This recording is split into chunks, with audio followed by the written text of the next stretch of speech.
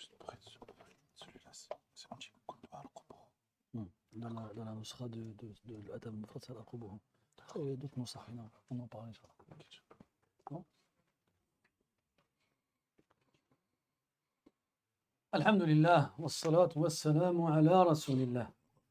وعلى آله وصحبه ومن والاه أما بعد. أيها الإخوة الكرام، نلتقي وإياكم في هذه الليلة المباركة التي هي 16 من شهر رجب لعام 46 و400 وألف للهجرة، الموافقة 15 من شهر يناير لعام 25 و2000. كعادتنا في ليالي الخميس نفتح كتاب الإمام أبي عبد الله محمد بن إسماعيل البخاري رحمه الله تعالى، الذي أفرد الأدب فيه بالذكر فسماه بالأدب المفرد. ولم نزل بصدد قراءة الباب 91 بعد 200، والذي يشتمل على جملة من الروايات التي تذكر بعض دعوات النبي صلى الله عليه وسلم. وكنا قد توقفنا في لقائنا الأخير عند قراءتنا للحديث 92 بعد 600، ونواصل الليلة بإذن الله عز وجل مع بعض الأحاديث التي تليها، سائلين الله عز وجل التوفيق والسداد والهدى والرشاد، وأن ينفع بنا البلاد والعباد، إنه أكرم مسؤول وخير مأمول. Mes très chers frères, nous nous retrouvons dans cette 16e nuit du mois de Rajab de l'an 1446, c'est-à-dire le 15 janvier 2025. Comme chaque mercredi soir, nous nous retrouvons avec l'imam al-Bukhari rahimahullah ta'ala et ce livre qu'il a consacré à la mention des bienséances. Nous sommes toujours dans la lecture du 291e chapitre qui comporte une série de narrations dans lesquelles on a différentes formules avec lesquelles le prophète alayhi salatu wa sallam a imploré Allah tabaraka wa ta'ala dans diverses situations. Et nous avons pu, alhamdulillah, lors de notre dernière rencontre, clôturer la lecture du 692e hadith, et on va voir ensemble, incha'Allah ta'ala, quelques-uns des hadiths suivants, en demandant à Allah azza wa jal de nous accorder la réussite et de nous octroyer la pureté de l'intention et de bénir nos actions et de nous pardonner ici-bas et le jour de la résurrection. Tfaddal. الحمد لله رب العالمين والصلاة والسلام على نبينا وعلى آله وصحبه أجمعين. اللهم اغفر لنا ولشيخنا ولوالدينا وللحاضرين ولجميع المسلمين. قال أبو عبد الله محمد بن إسماعيل البخاري رحمه الله تعالى: حدثنا مالك بن إسماعيل قال حدثنا إسرائيل عن يوسف بن أبي بردة عن أبيه عن عائشة رضي الله عنها أنها قالت: كان رسول الله صلى الله عليه وسلم إذا خرج من الخلاء قال: غفرانك. بارك الله فيك. هذا الحديث يرويه لنا الإمام البخاري رحمه الله عن بعض شيوخه عن يوسف بن أبي بردة عن أبيه، وهو أبو بردة. لكن من أبو أبي بردة؟ أبو موسى الأشعري. أحسنت، هو أبو موسى الأشعري رضي الله عنه. فأبو بردة ابن أبي موسى الأشعري، وهو يروي الحديث عن عائشة رضي الله عنها أم المؤمنين، تقول: كان رسول الله صلى الله عليه وسلم، وكثيرا ما ذكرنا أن استخدام الفعل كان في مثل هذه المواطن للدلالة على المداومة والمواظبة. فكان النبي صلى الله عليه وسلم في أكثر أحيانه يقول ذلك الكلام، يقول في أي موطن، يقول إذا خرج من الخلاء، وفي رواية من الغائط، والمقصود إذا انتهى من قضاء الحاجة، لأننا ذكرنا أن الفعل ليس لازما أن يتقيد بمكان معين، فإما أن يوجد لقضاء الحاجة مكانا يقصد لأجل ذلك، وإما أن تقضى الحاجة في أماكن شتى. المقصود الخلاء، سبقا قلنا أن معنى الخلاء هو الانفراد، لأن الإنسان ينفرد في مكان لا يراه فيه أحد.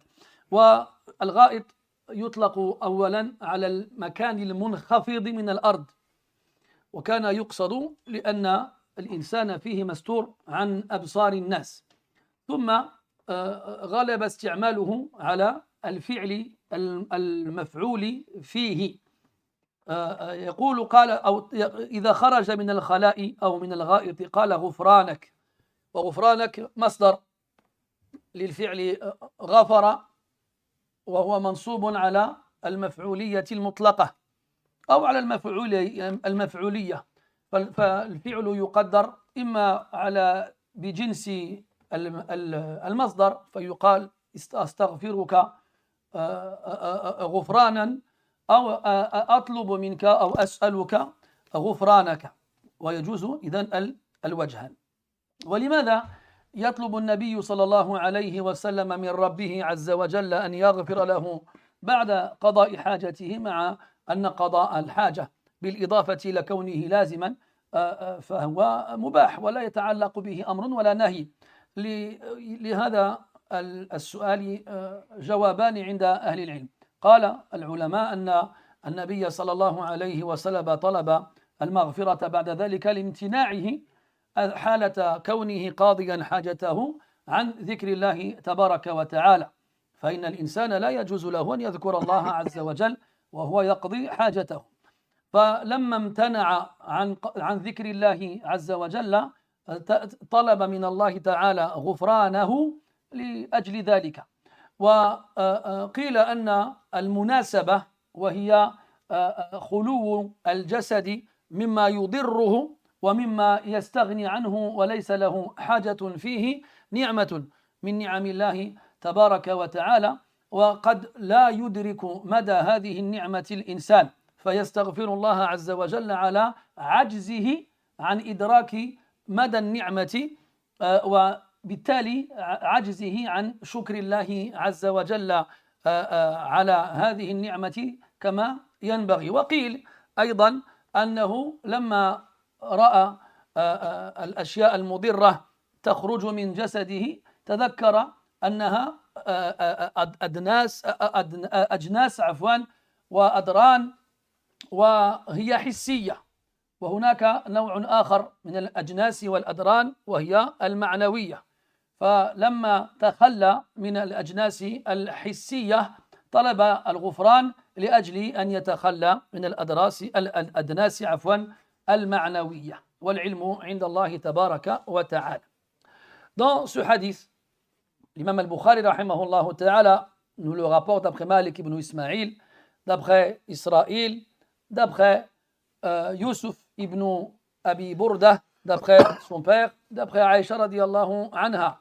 Et Yusuf ibn Abi Burda, donc le fils de Abu Burda, et Abu Burda rahimahullah est le fils de Abu Moussa al-Ash'ari radiyallahu anhu, qui nous rapporte ce hadith, pas Abu Moussa al-Ash'ari mais son fils Abu Burda, de Aïcha radiyallahu anha, la mère des croyants.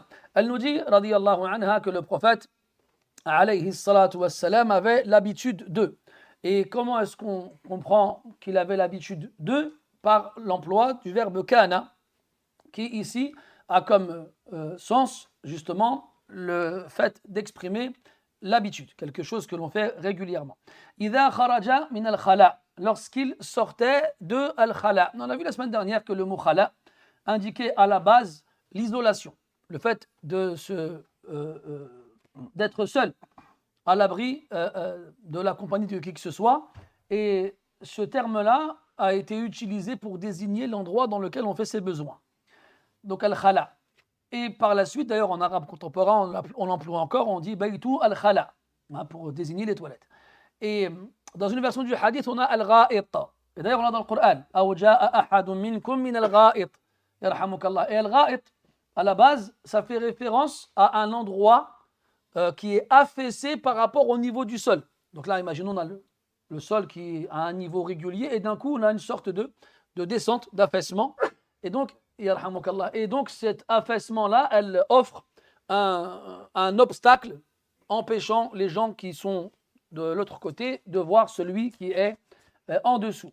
Donc les gens, les Arabes, qui n'avaient pas donc d'endroit spécifique dans leur demeure pour faire leurs besoins, sortaient Et lorsqu'ils trouvaient un endroit de ce genre-là, donc affaissé, une sorte de trou, ils s'y rendaient afin d'y faire leurs besoins, de façon à ce que personne ne les voie faire leurs besoins. Et avec le temps, même si le mot ra'it, il indique l'endroit où on se rend pour faire ses besoins, il est devenu le mot qui indique le fait de faire ses besoins. Al-ra'it. D'ailleurs, même le verbe, on a développé un verbe à partir de cela, tarawwata, qui veut dire déféquer. Al-muhim, donc, kharaja min al-khala, donc quand le prophète sortait, on a vu la semaine dernière que soit l'endroit il est à l'air libre, donc il n'y a pas réellement d'entrée, il n'y a pas réellement de sortie. Donc à ce moment-là, ça fait référence à l'action en elle-même, son commencement et sa fin. Il n'y a pas réellement d'entrée ou de sortie. Ou soit, effectivement, c'est un endroit, comme c'est devenu le cas par la suite, chez les Arabes et chez les autres, d'avoir des endroits spécifiques dans lesquels on fait ses besoins. Et donc, à ce moment-là, on rentre et on sort. Et ce sera seulement quand on sera sorti qu'on dira ce qui suit. Et si on est à l'extérieur sans qu'il n'y ait de mur pour nous retenir, alors à ce moment-là, ça indiquera la fin de l'action et pas le fait de sortir. Qu'est-ce que le prophète disait, alayhi salatu wassalam, une fois ses besoins achevés? Il disait ghufranak. Et ghufranak, c'est un des substantifs du verbe ghafara, qui veut dire pardonner. Pourquoi je dis un? Parce qu'il y en a plusieurs. Il y a maghfira et il y a ghufran. Et les deux ont le même sens. Qu'on dise maghfira ou ghufran, ça veut dire le pardon. Et ghufranaka, ça veut dire ton pardon. Et là, on comprend que la phrase, il y a un élément qui n'est pas cité, mais qui est visé. Il est donc sous-entendu. Et cet élément-là, qu'est-ce que c'est? C'est un verbe. Comment c'est que c'est un verbe? Parce que le mot ghufranaka, il est mansoub. Ce n'est pas ghufranuka ou bien ghufranika, c'est ghufranaka. Et en arabe, la terminaison du mot variera en fonction de sa place dans la phrase. Et généralement, si cette terminaison, c'est la fatha, alors c'est que, en général, encore une fois, il est complément d'objet direct. Alors à ce moment-là, le mot qui manque, c'est un verbe. Et ce verbe-là, eh bien, on le déterminera par rapport au contexte. Soit on dira que c'est un complément d'objet direct basique et que le verbe est « je te demande ton pardon », ou bien ce sera un complément d'objet qui aura pour but de confirmer le sens du verbe. Et il sera de la même nature. Donc, astaghfiruka. Et en arabe, en français, on appelle ça un pléonasme. On appelle ça un pléonasme. Hein. Et c'est une erreur de langage en français, mais pas en arabe. En arabe, utiliser le substantif du verbe en guise de complément a pour but de confirmer son sens. Et là, j'en ai perdu combien de pourcents, ton avis, Badis? Hein? 30? Ah, ça va, t'es gentil, machallah. J'en ai perdu 30% d'après Badis, d'après moi, le double. Parce que je sais qu'en cours de français, la grammaire, c'était pas notre matière préférée. Abdelrahman, t'as bientôt ou pas? Bof, hein. Al-Muhim. Tout ça pour dire que c'est ghufranaka. Là, je décompose le mot pour le non-arabophone. Ici, j'ai deux mots. Ghufranaka. Le kaf, le ka de la fin, c'est un pronom. Je l'enlève, ça me fait ghufrana. Soit j'ai ghufranu, soit j'ai ghufrana, soit j'ai ghufrani. D'accord? Donc en fonction de la voyelle à la fin, je sais que mon mot, il a une place différente dans la phrase. Et en arabe comme en français, si je te dis comment tu t'appelles, tu me répondras Eric, par exemple. Rares sont ceux parmi nous qui reprendront la phrase entièrement qui est présente dans la question. Rares sont ceux qui diront je m'appelle Eric. On dira directement Eric. Donc là, je sais que Eric dans ma phrase, c'est une partie d'une phrase qui a été réduite mais que tout le monde comprend. Tu vois, c'est le même système. Donc là, ghufranaka, c'est une partie d'une phrase dont l'autre partie n'a pas été citée car elle est comprise d'emblée. Ghufranaka, pourquoi demander à Allah son pardon après avoir fait ses besoins? Alors que faire ses besoins n'est pas une action qui est interdite. Au contraire, elle est obligatoire, pas sur le plan islamique, mais sur le plan biologique. Parce que si tu ne vas pas faire tes besoins, il va t'arriver des gros problèmes. Donc, heureusement, Allah tabaraka wa ta'ala a créé notre organisme de façon à ce qu'il y ait un système d'évacuation. Et ce système d'évacuation est extraordinaire parce qu'avant de se débarrasser de ce qui a été ingéré, il récupère de ce qui a été ingéré ce dont il a besoin. hein, les protéines, et les glucides, et les lipides, et tout le reste que vous connaissez tous. On passe de la grammaire à la biologie, c'est super. Donc, quand il ne reste plus rien à prendre des aliments qui ont été ingérés, alors le corps s'en débarrasse. Et c'est donc quelque chose d'obligatoire pour le corps. Si quelqu'un ne peut pas faire ça, il est malade. D'accord, il est malade. Au minimum, ce sera une constipation. Et au pire. Allah nous préserve de ce genre de choses. Al-Muhim. Donc quel est le lien? Pourquoi alors le prophète sallallahu alayhi wa sallam demande à Allah son pardon après? Alors les savants ont réfléchi à plusieurs hypothèses. La première, c'est que, comme on le sait tous, il n'est pas permis de mentionner le nom d'Allah Azza wa Jal lorsqu'on fait ses besoins. Tout comme chez la plupart des savants, il n'est pas permis de parler tout court lorsqu'on fait ses besoins. Il est nécessaire pour le croyant de mentionner Allah le plus possible. Mais on lui a interdit de mentionner Allah Azza wa Jal dans cet endroit-là, à ce moment-là, alors qu'il fait cela. Donc si il doit le faire en temps normal, mais là on lui a interdit, alors ce qui est inférieur au fait de mentionner Allah le sera d'autant plus. C'est ce qu'on appelle en fiqh, ou bien dans usul al-fiqh, on appelle ça comment? Non, ça ne va pas comme ça. القياس بالأولوية. أحسنت. القياس بالأولوية. القياس بالأولوية. On va expliquer ça? Attends. Parce que celle-là, c'est encore plus dangereuse que la première. القياس, c'est l'analogie. L'analogie. Et c'est-à-dire que si je cherche un texte qui m'interdit de parler aux toilettes ou quand je fais mes besoins, il n'y en a pas. Et là, on a certaines personnes qui viennent nous dire hey, tu n'as pas le droit de nous interdire de parler parce qu'il n'y a pas de texte. Nous, on veut un texte.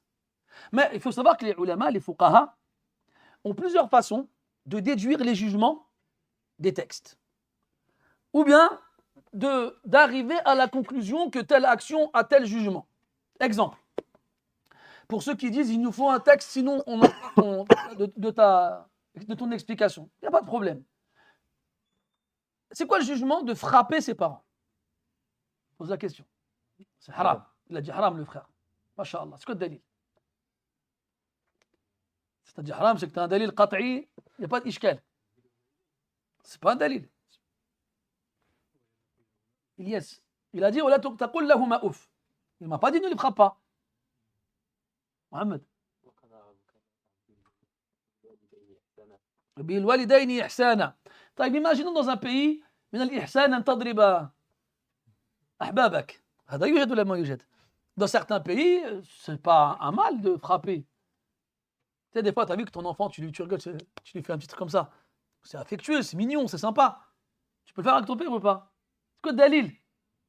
Mais pourtant, voilà, barakallah. En fait, là, tout le monde est d'accord pour dire qu'il est interdit de frapper ses parents.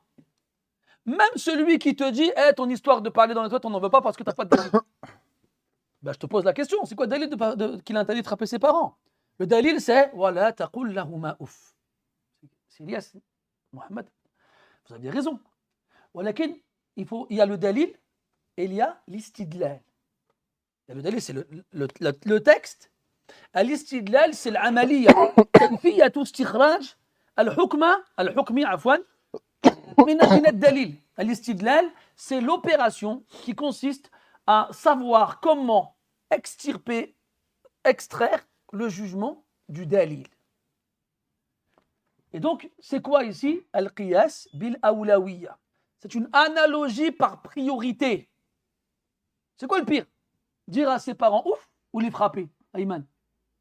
Les frapper. T'avais pas l'air sûr. Flippez lui. C'est les frapper. Donc, si Allah il nous interdit de leur dire ouf, forcément, tout ce qui est pire que ouf, c'est interdit. Qiyas bil-awlawiyya. Une analogie par la priorité. Revenons à Ghufranak. On nous a dit qu'on n'a pas le droit d'évoquer Allah Azza wa Jal aux toilettes. Aïcha radiallahu anha, elle nous dit كان رسول الله صلى الله عليه وسلم يذكر الله في كل أحيانه. Que le prophète alayhi salatu wa mentionnait Allah dans toutes ses circonstances. Et Allah dit dans le Coran اذكروا الله ذكرا كثيرا. Mentionnez Allah beaucoup. C'est la base. Que plus tu le mentionnes, mieux c'est. Mais tu ne peux pas le faire quand tu fais tes besoins. Et si on doit le faire en temps normal, mais on ne peut pas le faire là, alors que c'est dans certains cas obligatoire, dans certains cas très recommandé, dans certains cas recommandé. Donc forcément, tout ce qui est inférieur, là on a pris le qiyas dans l'autre sens. Tu as vu? La taqul lahuma ouf, ne leur dis pas ouf. Tout ce qui est supérieur, c'est interdit. Là, tout ce qui est inférieur au fait de mentionner Allah sera encore plus interdit à évoquer lorsqu'on fait ses besoins ou dans l'endroit où on fait ses besoins. Ça s'appelle al-qiyas bil awlawiyya. Et mes frères, ça, chez les fuqaha, on appelle ça ta'lil. Il y a le tadlil et le ta'lil. Le tadlil, c'est utiliser le texte. La preuve, c'est ça. Par exemple, quelle est la preuve qu'il faut être respectueux envers ses parents? وَقَضَى رَبُّكَ أَلَّا تَعْبُدُوا إِلَّا إِيَّاهُ وَبِالْوَالِدَيْنِ إِحْسَانًا. Là, c'est clair. Ça s'appelle un tadlil, un istidlal. Et quand tu vas prouver le jugement par le biais d'une explication comme on l'a fait, on appelle ça un ta'lil. Et ça, mes frères, retenez-le bien.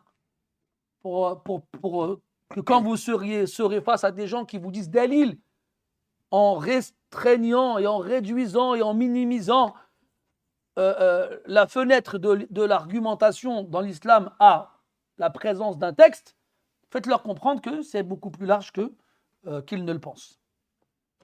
Alors, pourquoi il dit Ghufranak après avoir fait ses besoins? On a dit qu'il n'a pas pu mentionner Allah Azza wa Jal. Et le prophète, alayhi salatu wassalam, il est fi dhirwati al-ulya wal-uzma. Il est au sommet, au point culminant dans l'ibada wal-ihsan, dans l'adoration et dans l'excellence dans l'adoration. C'est quoi l'excellence dans l'adoration? Que tu adores Allah comme si tu le voyais. Et le prophète sallallahu alayhi wa sallam, sayyidul muhsinin, c'est le plus noble de ceux qui ont l'excellence dans leur adoration. Et le prophète, il avait répondu sallallahu alayhi wa sallam quand on lui a demandé pourquoi est-ce qu'il priait aussi longtemps jusqu'à ce que ses pieds se fendent, jusqu'à ce qu'il se gonfle. Il a dit fala akunu abdan shakura, parce qu'Allah il lui a fait le plus beau des cadeaux, il lui a offert la meilleure des grâces. Ghafara lahu jami'a dhunubi. Donc en contrepartie, il faut qu'il y ait un shukr, il faut qu'il y ait la reconnaissance. Et il doit donc être un abd shakur, il doit donc être un esclave reconnaissant. Donc pour lui, mentionner Allah Ta'ala est à un degré beaucoup plus élevé que pour un autre. Donc le fait de ne pas mentionner Allah Azza wa Jal dans un court laps de temps, même pour une raison valable, pour lui, c'est un manque, c'est un axe, c'est un taqsir. Et même si ce n'est pas interdit, il n'a pas fait de péché, il demandait quand même pardon à Allah tabaraka wa ta'ala. Et demander pardon à Allah Azza wa Jal, pour lui, même face à des choses qui ne sont pas obligatoires ou interdites, c'est par rapport au rang qu'il a et par rapport au degré de la ni'ma qu'Allah lui a donné. Alayhi as-salatu was-salam. Et comme c'est un modèle pour nous et un exemple pour nous, on ne peut pas atteindre son degré, mais on essaie de se rapprocher au maximum. Ça, c'est la première éventualité. La seconde, c'est que donc Allah il lui a permis, comme je vous l'ai dit tout à l'heure, de se débarrasser des impuretés concrètes. Et on ne sait pas quel est le degré de ce bienfait. On ne sait pas. À moins que aujourd'hui, parce qu'aujourd'hui on peut vivre. Il y a des gens à qui on enlève, peut-être pas l'intestin, je ne sais pas. J'ai pas de médecin dans la salle aujourd'hui, non. Mais on leur enlève une partie de l'intestin. Ou bien des fois, il y en a à qui on enlève carrément la vessie. Et vous connaissez sûrement des gens qui ont, ils ont des poches hein, qui sont à l'extérieur de leur corps et qu'ils doivent emporter avec eux partout. Ils ne peuvent plus faire leurs besoins. Ils peuvent plus. Aujourd'hui, alhamdulillah, les moyens techniques et médicaux, technologiques permettent aux gens de survivre malgré ces problèmes-là. Mais imagine-toi avant qu'on puisse faire un trou dans le ventre et installer un tuyau, un tube, puis le relier à une poche. Comment les gens ils faisaient? Ben, ils mourraient.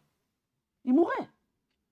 Et c'est là que tu es conscient, enfin plus ou moins, de la grandeur de ce bienfait qui pour nous est basique. Basique. Donc quand tu as envie d'aller aux toilettes, tu vas aux toilettes et puis tu sors et puis c'est fini. Et tu passes à autre chose. Mais tu n'es pas au courant comment Allah Ta'ala ici t'a sauvé de la mort en fait. T'a sauvé de la mort. Et il a fait ce corps extraordinaire avec tout un système de tri. Quand tu vas jeter ta poubelle, tu as les 3 poubelles, je ne sais même pas c'est quoi les couleurs, il y a vert, jaune, bleu je crois. Ton corps il fait ça depuis le début. Il trie, il garde ce dont il a besoin, il se débarrasse du reste. Et ces choses dont il a besoin vont même servir au recyclage. Tu sais, quand tu vas te couper les ongles, ben, ils vont repousser. Quand tes poils ils vont tomber, ils vont repousser. Quand tu vas t'écorcher ou bien tu vas t'arracher la peau, elle va repousser, etc., etc. Cette matière-là, d'où elle vient?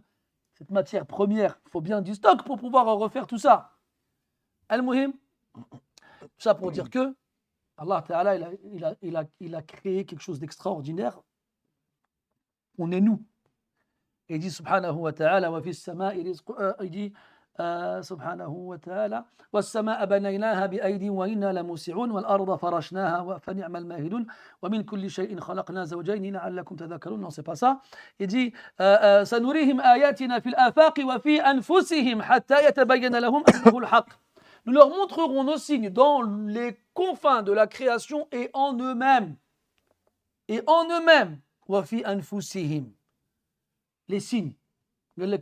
Montre-moi pour moi, donne-moi une preuve que Dieu existe. Mais telle preuve que Dieu existe.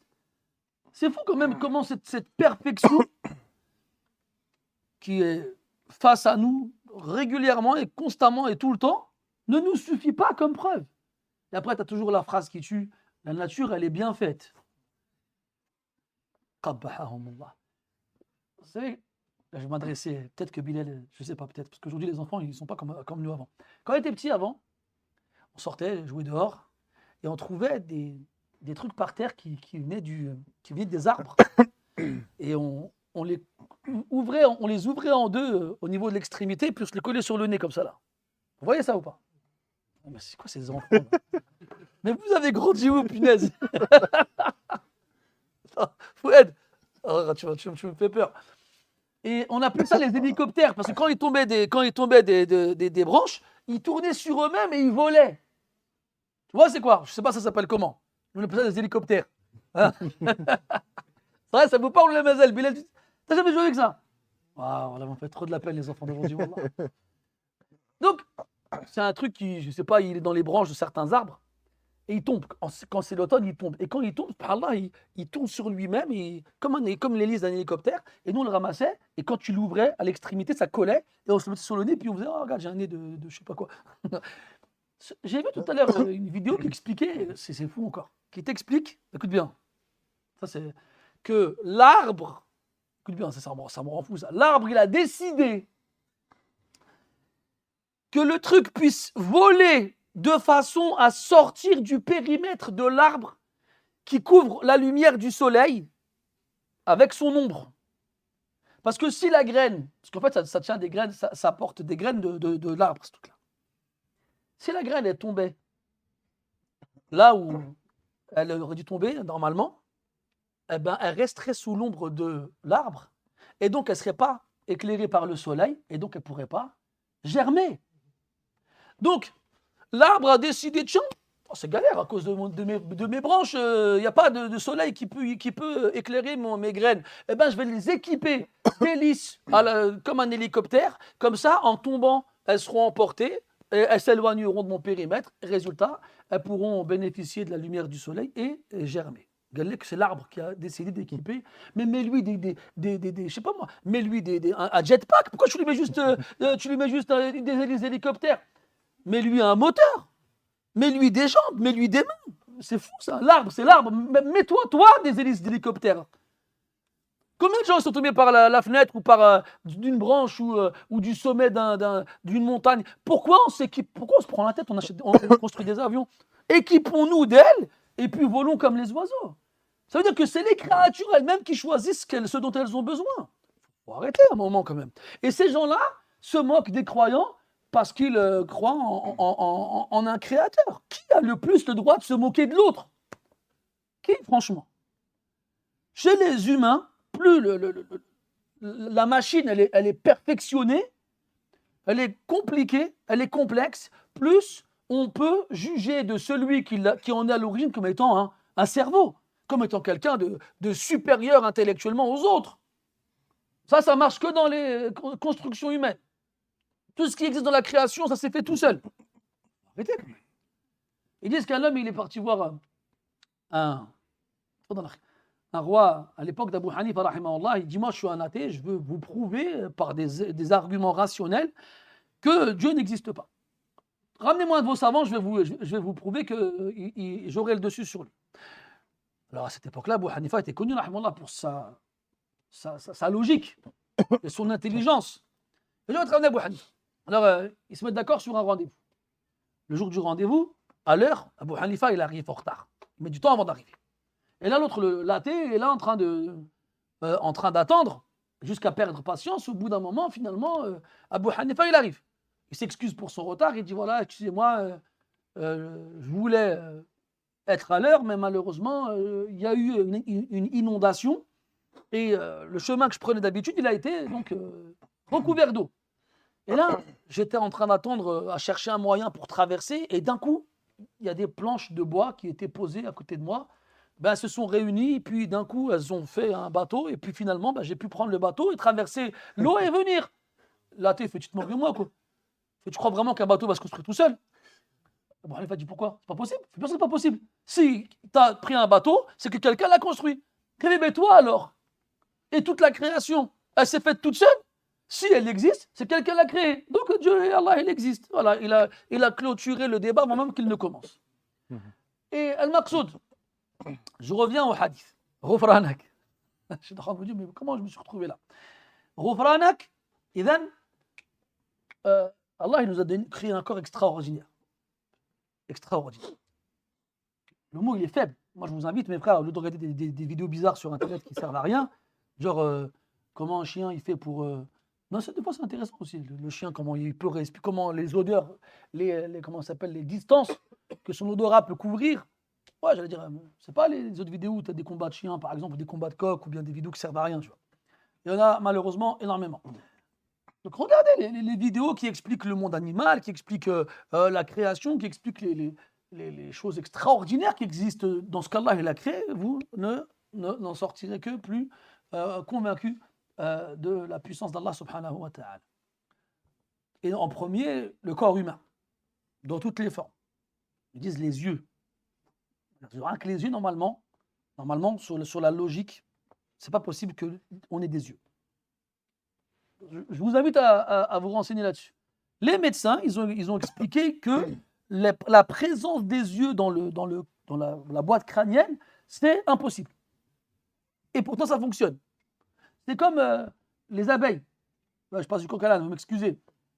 Pareil, la taille des ailes par rapport à la taille du corps de l'abeille, c'est pas possible qu'elle vole. C'est pas possible. Et pourtant, elles volent. Tous les jours, on les voit voler, les abeilles. Hein, même des fois de pique. Bref, tout ça pour dire que ce corps-là, l'extraordinaire. Et donc, on n'est pas conscient de la grandeur du bienfait qu'Allah nous a donné en nous permettant de faire nos besoins. Nos besoins. Même dans les choses les plus basiques et les plus insignifiantes, et même des choses dont on a honte de parler, et des choses qu'on considère comme dégoûtantes, eh bien, il y a des signes et des leçons et des miracles extraordinaires pour ceux qui sont conscients et ceux qui savent les voir. Et donc, justement, c'est là la munasaba, la raison pour laquelle on demande à Allah de nous pardonner, parce que justement, c'est devant nos yeux, tous les jours, et on n'est même pas capable de le remercier à la hauteur de ce qu'il mérite pour un bienfait énorme comme celui-ci. Tout ce qu'on peut lui demander, c'est de nous pardonner, de ne pas être suffisamment reconnaissant et de ne pas être suffisamment clairvoyant pour voir la grandeur de ses bienfaits sur nous. Et une troisième explication qui justifie le fait de demander pardon après avoir fait ses besoins, c'est justement une comparaison entre le fait d'avoir été débarrassé de ces impuretés concrètes, donc on a des impuretés en nous, dont on se débarrasse par le biais justement de l'opération des besoins, et on se rappelle des impuretés abstraites, qui sont les péchés. Et ces péchés-là, le seul moyen de s'en débarrasser, c'est de demander à Allah de nous pardonner, et de faire les bonnes actions, etc. Donc, on fait le parallèle entre les deux formes d'impureté et on demande à Allah de nous pardonner pour nous débarrasser de nos impuretés abstraites après qu'il nous ait permis de nous débarrasser de nos impuretés concrètes. Wal-ilmu indallah. أحسن الله إليكم. قال المصنف رحمه الله: حدثنا إبراهيم المنذري قال حدثنا بكر بن سليم الصواف قال حدثني حميد بن زياد الخراط عن كريب مولى بن عباس قال حدثنا ابن عباس رضي الله عنهما أنه قال: كان النبي صلى الله عليه وسلم يعلمنا هذا الدعاء كما يعلمنا السورة من القرآن: أعوذ بك من عذاب جهنم، وأعوذ بك من عذاب القبر، وأعوذ بك من فتنة المسيح الدجال، وأعوذ بك من فتنة المحيا والممات، وأعوذ بك من فتنة القبر. بارك الله فيك. هذا الحديث مررنا به مرتين إن لم تخني ذاكرتي، وتحدثنا عنه بما فيه كفاية، غير أن هناك أمرين أود أن نتحدث عنهما بإيجاز إن شاء الله تعالى. أما الأمر الأول فقول كريب أو قول ابن عباس رضي الله عنهما لما قال: كان النبي صلى الله عليه وسلم يعلمنا هذا الدعاء كما يعلمنا السورة من القرآن. أولا مثل هذا التعبير تكرر على ألسنة الصحابة رضي الله عنهم نقلة الحديث في 3 مواطن. الأمر الأول في الاستخارة، فرواة حديث الاستخارة ذكروا أن النبي صلى الله عليه وسلم علمهم الاستخارة كما يعلمهم السورة من القرآن.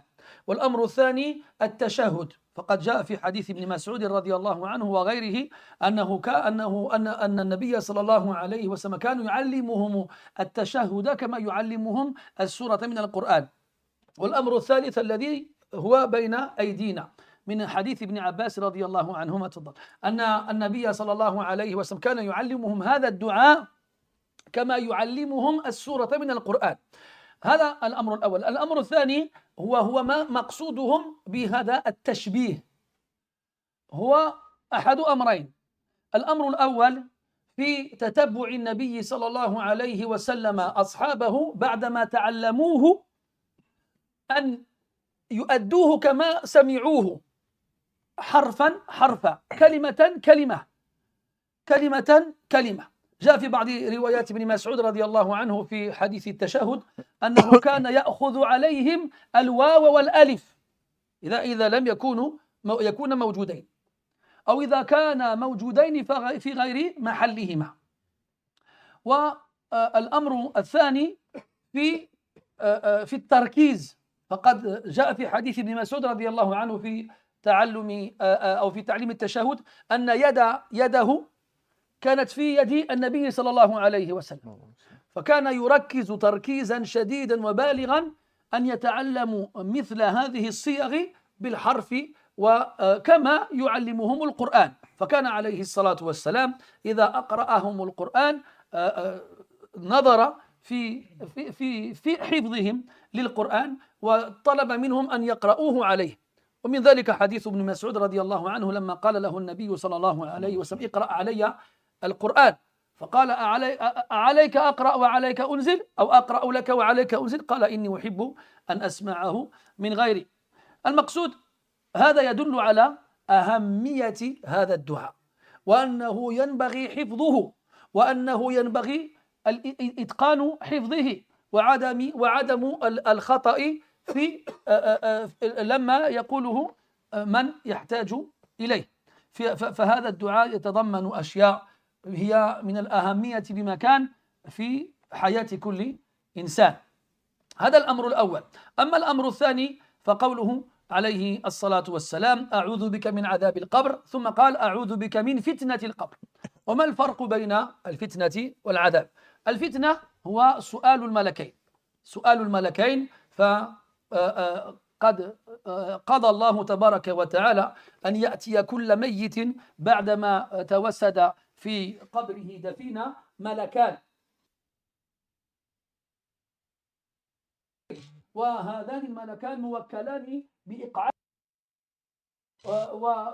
وبتوجيه سؤال 3 أسئلة له: من ربك وما دينك وماذا تقول عن هذا الرجل الذي بعث فيكم.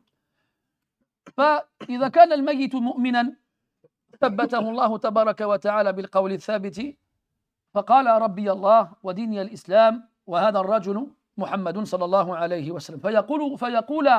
فيقولان له: وما علمك؟ كيف علمت هذه الأجوبة؟ فيقول المؤمن بتوفيق الله عز وجل: قرأت كتاب الله فآمنت به وصدقت. وإذا كان الميت غير مؤمن فاجرا أو منافقا أو غير ذلك لا يدري ماذا يقول، وسيروعه صورة الملكين: وهالني في العين وهالني صورتهم في العين إذ نظرت من قبح منظر ما قد كان أدهشني، كما قال علي بن الحسين الملقب بزين العابدين. فصورتهما مرعبة ومخوفة، ولذلك يقول الله تبارك وتعالى: يثبت الله، لا بد من التثبيت، وإن لم يكن هناك تثبيت طار القلب كلما طار ونسي كل شيء، حتى اسمه لو سألته عن اسمه لعجز تمام العجز أن يجيب لشدة ما أخذه من الخوف والرعب. فيقول فيصرخ صراخا يقول: آه لا أدري، سمعت الناس يقولون شيئا فقلته. فيضربانه بمرزبة ضربة يصرخ منها صرخة يسمعه كل حي سوى الثقلين، ولو سمعوه يصرخ لصعقوا. فهذا السؤال هو فتنة القبر، والعذاب هو ما ترتب على المفتن عند عجزه عن الإجابة. هذا هو الفرق بين الأمرين، وإلا فالباقي قد تحدثنا عنه سابقا بما فيه كفاية إن شاء الله تعالى. Donc dans le hadith, ce hadith-là, il est rapporté par Abdullah ibn Abbas radiyallahu anhuma, et nous avons eu l'occasion de le voir déjà 2 ou 3 fois, si je ne me trompe pas. Ibn Abbas radiyallahu anhuma nous dit que le prophète alayhi salatu wassalam nous enseignait cette formule de dua comme il nous enseignait une sourate du Coran. Akhi, tu veux bien t'asseoir, Allah yarda alayk, barakallahu fik. Il nous enseignait cette sourate comme il nous enseignait ce dua comme il nous enseignait une sourate du Coran. Qu'est-ce qu'il a voulu dire par là? Avant de répondre à cette question, sachez qu'en recherchant dans les nombreuses narrations prophétiques rapportées par les compagnons du prophète alayhi sallam, on trouve 3 choses que les compagnons ont exprimées de cette façon-là. Les 3 choses que le prophète leur a enseignées, donc en dehors du Coran, comme s'il leur enseignait le Coran. Il y a ça, ce dua qu'on dit à la fin de la prière avant de saluer. On demande à Allah de nous préserver de certaines choses. Puis, il y a al-istikhara.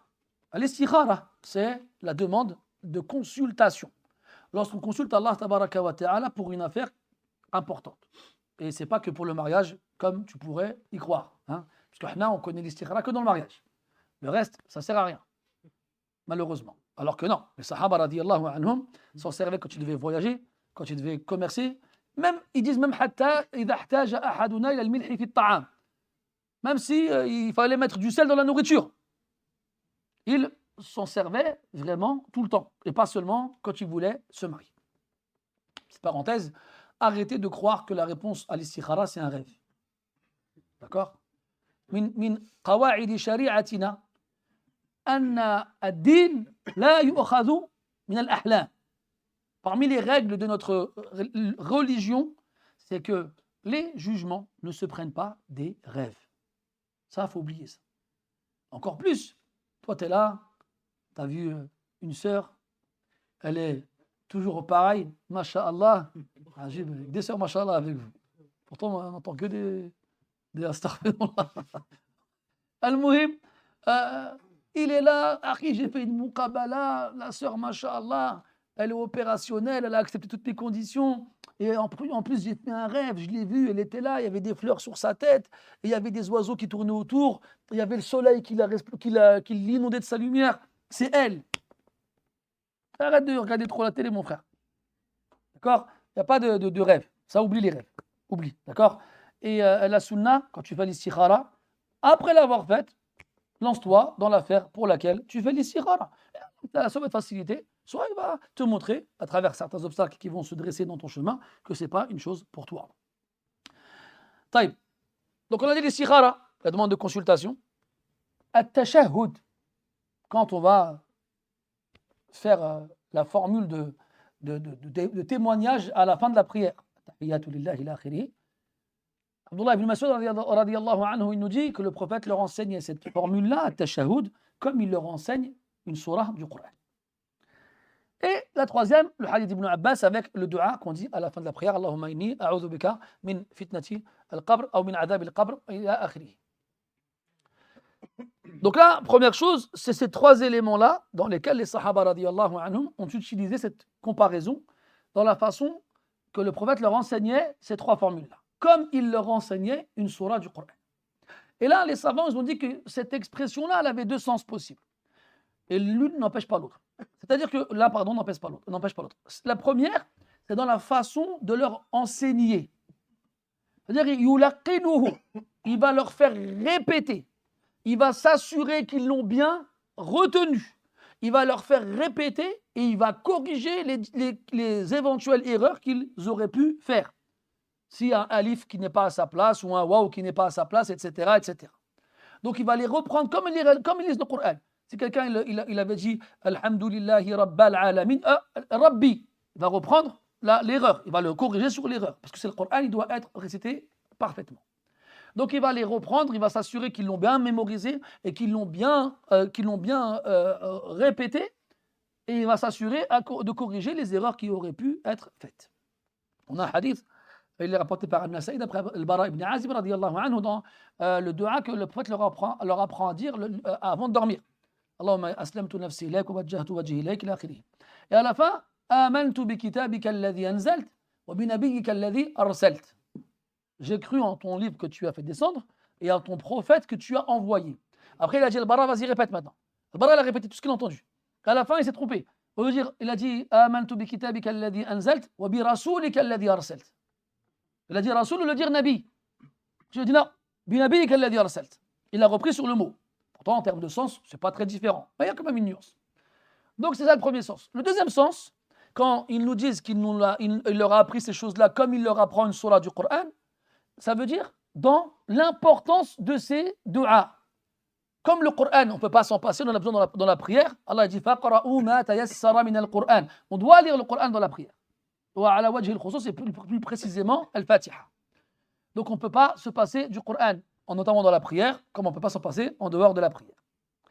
Et bien comme on a un besoin absolu du Coran pour nos prières et nos obligations, on a un besoin absolu de ces du'as, de ces implorations, et c'est dans ce sens-là que le prophète leur enseignait ces formules-là, comme il leur enseignait des sourates du Coran, pour que les gens soient conscients que ces formules sont d'une importance capitale et qu'elles doivent être connues par tous les musulmans et qu'elles doivent être bien entendu utilisées dans les moments opportuns. Deuxième chose à évoquer par rapport à ce hadith qu'on n'a pas encore vu jusqu'à présent, enfin le hadith on l'a déjà vu, mais qu'on n'a pas vu les choses. T'as compris Eric. Et c'est que dedans, il dit, donc je me réfugie auprès de toi contre le châtiment de l'enfer, et contre le châtiment de la tombe, et contre l'épreuve de l'antéchrist, et contre l'épreuve de la vie et de la mort, ou de la mort et contre l'épreuve de la tombe. Donc ici la tombe elle est citée deux fois. Il a dit contre le châtiment de la tombe et contre l'épreuve de la tombe. C'est quoi la différence? L'épreuve de la tombe, c'est l'interrogatoire subi que les deux anges nous font subir. Qui sont ces deux anges? Munkar et Nakir. Deux anges qu'Allah Ta'ala a chargés d'éprouver les gens une fois enterrés. Une fois enterrés, une fois que leurs proches se soient éloignés d'eux, ils viennent, ils élargissent la tombe et ils font s'asseoir le défunt. Et là, ils lui posent trois 3 questions d'une simplicité enfantine. N'importe quel enfant musulman est capable d'y répondre. Qui est ton Dieu? Quelle est ta religion? Et que dis-tu de cet homme qui vous a été envoyé? Et malgré la simplicité de ces questions-là, seul celui qui a été raffermi par Allah Azza wa Jal, par la parole ferme, sera capable d'y répondre. Et donc là, les gens se diviseront en 2 catégories, les croyants et les autres. Le croyant, Allah le raffermira à ce moment difficile, et il arrivera à répondre sans aucune hésitation. Il dira, mon Seigneur est Allah, et ma religion est l'islam, et cet homme, c'est Mohammed, alayhi as-salatu was-salam, le messager d'Allah. Et là, ils lui diront, comment tu sais? Ma ilmuk. Et là, il répondra, j'ai lu le livre d'Allah. Pour moi, c'est la vérité, alors j'y ai cru. L'autre, quand il verra, parce que Munkir et Nakir ont une apparence effrayante, terrorisante, terrible. Et donc, celui qui n'a pas été raffermi par Allah, tabaraka wa ta'ala, perdra tous ses moyens en les voyant. Même si on lui demandait comment tu t'appelles, il sera incapable de répondre. Alors, quand on lui demandera, on lui posera ces 3 questions-là, il se mettra à crier. Je ne sais pas, j'ai entendu les gens dire une chose, alors je l'ai répétée. Et donc, quand il sera incapable de répondre à l'une de ces 3 questions-là, on lui dira La darait wa la talait. Ni tu sais, ni tu as su, ni tu as lu. Ni tu as su, ni tu as lu. Et là, ils le frapperont avec une massue immense. Si on frappait une montagne avec cette massue-là, elle se transformera en poussière. Ils le frapperont jusqu'à il poussera un hurlement tel que toutes les formes de vie présentes à proximité l'entendront, sauf les humains et les djinns. Ce sont les seuls êtres vivants qui ne peuvent pas l'entendre. Et pourquoi? Le prophète a répondu sallallahu alayhi wa sallam à cette question en disant que s'il l'entendait, il tomberait foudroyé. Et une fois, le Nabi sallallahu alayhi wa sallam, avec les sahaba radiyallahu anhum, ils vont dans un cimetière et le prophète s'arrête devant une tombe, sans rien dire. Et les sahaba, ils attendent. Puis il leur a dit, Laoula, أن الله تعالى منع ذلك لسألته أن يسمعكم من عذاب القبر ما أسمع أو كما قال عليه الصلاة والسلام. Si ce n'était le fait qu'Allah l'ait empêché, je lui aurais demandé de vous faire entendre ce que j'entends du châtiment de la tombe. Ce qui prouve que le prophète entendait les gens se faire châtier dans leur tombe. Mais Allah lui a donné un cœur suffisamment ferme pour pouvoir supporter cela, contrairement au reste des êtres humains. Voilà, et si vous voulez plus de détails par rapport à ce hadith, je vous renvoie à un des cours dans lesquels on en a parlé. Je ne peux pas vous dire c'est lequel, Allahu alam, Inch'Allah, quelle heure il est 26, fadal. Il faut battre le frère pendant qu'il est chaud. Hein.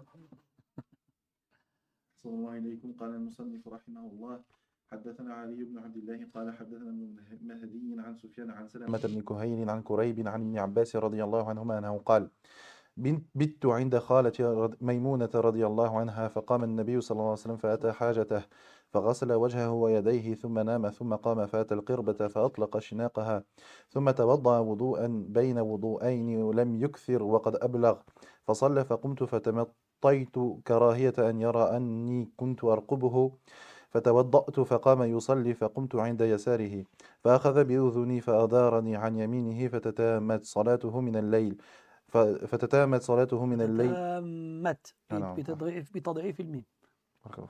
أحسن عليكم. فتتامت صلاته من الليل 13 ركعة ثم اضطجع فنام حتى نفخ وكان إذا نام نفخ فآذنه بلال بالصلاة فصلى ولم يتوضأ وكان في دعائه اللهم اجعل في قلبي نورا وفي بصري نورا وفي سمعي نورا وعن يميني نورا وعن يساري نورا وفوقي نورا وتحت نورا وأمامي نورا وخلفي نورا وأعظم لي نورا.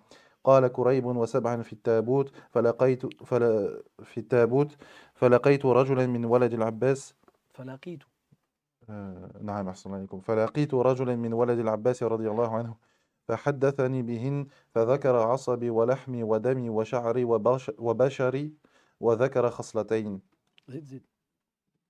حدثنا عبد العزيز ابن عبد الله قال حدثني عبد العزيز بن محمد عن عبد المجيد بن سهيل بن عبد الرحمن عن يحيى بن عباد أبي هبيرة عن سعيد بن جبير عن عبد الله بن عباس رضي الله عنهما أنه قال كان النبي صلى الله عليه وسلم إذا قام من الليل فصلى فقضى صلاته يثني على الله بما هو أهله ثم يكون في آخر كلامه اللهم اجعل لي نورا في قلبي واجعل لي نورا في سمعي واجعل لي نورا في بصري واجعل لي نورا عن يميني ونورا عن شمالي واجعل لي نورا من بين يدي ونورا من خلفي وزدني نورا وزدني نورا وزدني نورا. Barakallahu fik. Le hadith suivant est rapporté par Abdullah ibn Abbas radiyallahu anhuma. C'est une histoire qui lui est arrivée. C'est donc normal qu'il soit le rapporteur. Mais ce hadith, il a été rapporté par de nombreuses personnes d'après lui. Hein, on a on en a 19. On a 19 personnes qui ont rapporté ce hadith de Abdullah ibn Abbas radiyallahu anhuma, ce qui prouve qu'il a beaucoup raconté autour de lui. Abdullah ibn Abbas radiyallahu anhuma يقول بِتُّ عِنْدَ خَالَتي مَيْمُونَةً. J'ai passé la nuit, بِتُّ من البيتوتة, c'est passé la nuit, chez ma tante maternelle Maïmouna bintu al-Harith. Maïmouna bintu al-Harith, qui est l'épouse du prophète alayhi salatu wassalam, et la sœur de la mère de Abdullah ibn Abbas et la sœur de la mère de Khalid ibn al-Walid radiyallahu anhum. Donc Abdullah ibn Abbas et Khalid ibn al-Walid sont des cousins par leur mère.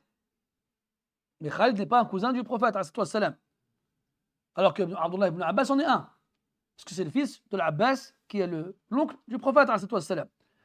Donc Abdullah ibn Abbas radiyallahu anhuma, il est le cousin du prophète alayhi salatu wassalam et le cousin de Khalid ibn Walid. Et le père de Abdullah est l'oncle du prophète alayhi salatu wassalam, et sa mère est la sœur et l'épouse du prophète alayhi salatu wassalam, et la sœur de la mère de Khalid ibn Walid radiyallahu anil jami'. Abdullah ibn Abbas, à ce moment-là, il est jeune. Il faut savoir qu'Abdullah ibn Abbas radiyallahu anhu, quand le prophète il est mort sallallahu alayhi wa sallam, kana qad nahaza al-hulum. Yani quand Ibn Abbas il est mort, quand le prophète est mort sallallahu alayhi wa sallam, Abdullah ibn Abbas était sur le point d'être pubère. Et quand on dit être sur le point d'être pubère, c'est approximativement la quinzaine, avoir à peu près la quinzaine.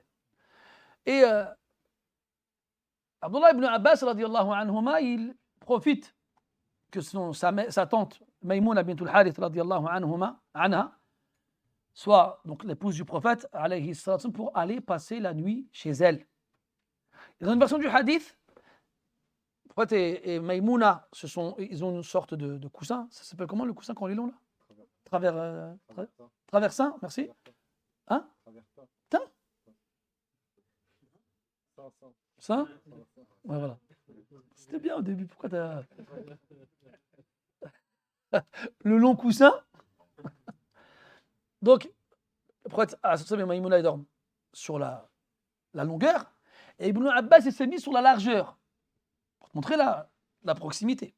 Et aussi le contexte vétuste de l'endroit. Tu ne connais pas, toi? Bon, toi, tu connais. Vétuste. Tu sais quoi, toi, vétuste? Voilà. C'est normal, tu n'es pas le seul, t'inquiète pas, ils sont tous comme toi. Ala kulli hal, c'était petit, si tu préfères. Exigu. D'accord? Et pourquoi Ibn Abbas, radiyallahu anhuma, il a voulu passer la nuit là-bas? Il a voulu observer le prophète, alayhi salatu wassalam, la nuit. Comment il prie la nuit? Pour apprendre, lui aussi, à faire pareil. C'est un jeune garçon qui a entre 10 et 15 ans. C'est pas comme chez toi quand tu étais petit, quand tu dormais chez ta tante. Pourquoi? Coucher tard, te réveiller tard, pour manger comme tu veux, ce que tu veux. Ta tante est gentille avec toi, elle dit Khalé, ma'alish. C'est pour ça que nous, on voulait dormir. Est-ce que franchement, on a pensé à voir le mari de notre tante? Imagine, tu as une tante, elle est mariée avec un neurochirurgien. Je vais dormir pour voir comment il s'en fiche. il a Canal Plus ou il a la dernière console. Bref, c'était une raison de ce genre-là qui nous faisait dormir chez nos tantes. Ibn Abbas, lui, radiyallahu anhuma, il veut dormir chez sa tante pour pouvoir observer le prophète la nuit, alayhi salatu wassalam. Il dit فقام النبي صلى الله عليه وسلم فأتى حاجته. Premièrement, pourquoi tu dors, alayhi salatu wassalam. Et il se réveille pour aller faire ses besoins comme un. Après avoir fait ses besoins, فغسل وجهه ويديه. Il s'est lavé le visage et ses mains. قالوا للتنظيف, par mesure de propreté, pas dans un but d'adoration. Il ne fait pas les ablutions ici. On ne peut pas faire les ablutions en se lavant seulement le visage et les mains. Ce n'est pas suffisant. Une bab التنظيف, dans un souci de propreté, car le croyant est propre. وإن لم يصح الحديث المشهور النظافة من الإيمان فمعناه صحيح بلا إشكال. Même si le hadith qui dit que la propreté fait partie de la foi n'est pas un texte authentique, son sens, lui, l'est sans aucune divergence chez les savants. Le croyant, il est propre. Le croyant, il est propre. Et qu'est-ce qui va le pousser à être le plus propre possible? Sa foi. D'accord? Et ce hadith est un des nombreux textes qui nous prouvent cela. Le prophète sallallahu alayhi wa sallam, il va faire ses besoins, il se lave les mains, il se lave le visage. Alayhi as-salatu was-salam. Thumma nam. Puis il est retourné dormir. Thumma qam. Puis il s'est réveillé à nouveau. Fa'ata al-qirbata fa'atlaqa shinaqaha. Al-qirba, c'est une gourde qui est faite en cuir animal, qui était suspendue généralement à une corde. Al-qirba. Et cette gourde-là, pour ne pas que l'eau s'en échappe, on attachait à l'extrémité de cette gourde, donc la bouche de la bouteille, on l'attachait avec une ficelle. Cette ficelle, on l'appelle al-wika. Ou bien ici, on l'appelle al-shinaq. Al-shinaq, parce qu'en arabe, shannaqa, ça veut dire étrangler. Hein? Donc c'est comme si on étranglait al-qirba, la gourde, pour ne pas que l'eau s'en échappe. في رواية أخرى, dans une autre version du hadith, عند مسلم وغيره, الرسول صلى الله عليه وسلم, quand il s'est levé la deuxième fois, il a fait trois choses. Masaha an-nawma an wajhihi. Il a essuyé le visage le sommeil de son visage. Thumma stak. Il a pris un siwak et il s'est frotté avec les dents. قالوا من فوائد السواك أنه يطرد النوم. Parmi les intérêts positifs du siwak, et le siwak n'a que des intérêts positifs, c'est qu'il repousse le sommeil. Si tu te réveilles et que tu sens que tu es encore fatigué, prends ton siwak et frotte-toi, ça va te réveiller. والأمر الثالث, la troisième chose, قرأ خواتم سورة آل عمران. Il a lu la fin de آل عمران. عند قوله تبارك وتعالى إن في خلق السماوات والأرض واختلاف الليل والنهار إلى آخر السورة.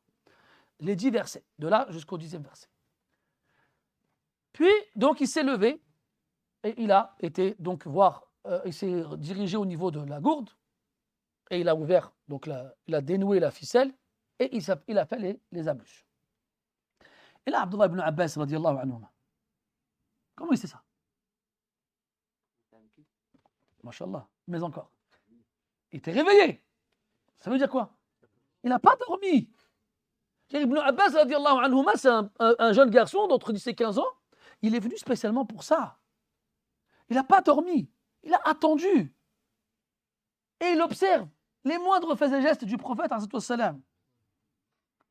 Il dit فأطلق شناقها ثم توضأ وضوءا بين وضوءين. Ensuite, il a fait ses ablutions, des ablutions entre deux ablutions. Je parle là entre deux ablutions. Ni complet, ni incomplet. في رواية قال توضأ وضوءا حسنا. Il a fait des ablutions bonnes. يعني مجزئة. Il a قام بما يكفي. Il a fait ce qui était suffisant. Donc on comprend que لعله عليه الصلاة والسلام يقوم بتغسيل كل عضو مرتين أو 3 مرات. Donc on comprend de cela qu'il n'a pas lavé les membres de son corps pour les ablutions 2 ou 3 fois. Il s'est contenté du minimum.